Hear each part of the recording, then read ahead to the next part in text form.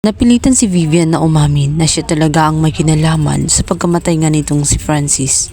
Dapat ay si Mercy ang kanyang sagasaan, ngunit humarang nga itong si Francis kaya siya ang nadali. Ginawa niya ang bagay na iyon nang sa ganun pagbintangan si Aurora dahil matagal nang may galit itong si Vivian dito kay Aurora.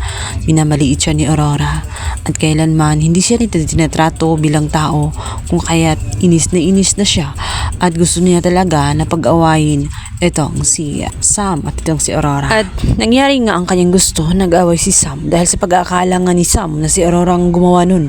Dahil may malaking galit itong si Aurora matapos kasi matuklasan ni Sam na si Aurora pala ang other woman nitong kanyang amang si Doc Orly. At hindi lang yun, nalaman din ni Sam na meron silang anak na tinatago-tago at ito nga pala ay si Rebecca.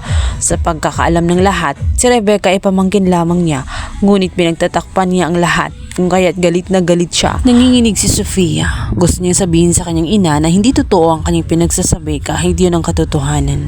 Ngunit yun ang truth at ginagawa umano ni Vivian yun dahil sa kagustuhan niya na protektahan itong si Sofia. Dumating man ang oras na siya ay makukulong ay hindi siya magsisisi. Ang halaga umano ay nagawa niya ang kanyang tungkulin bilang isang ina at nagsasakripisyo siya alang-alang sa kanyang anak na si Sofia dahil wala umanong pakialam sa kanya maging itong si Galvan dahil minamaliit at nilalait-lait lamang siya nito.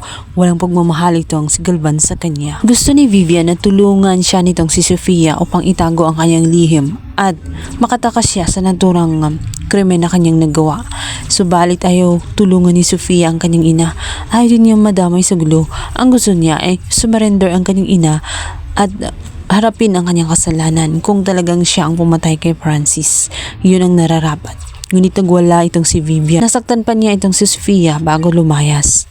Ang hindi alam ni Vivian ay may nakinig sa kanila at ito nga ang katulong kung saan pinagpopostahan pa at ginagawa pang sugal ang tungkol sa lihim kung sino nga ba ang mastermind o criminal sa loob ng state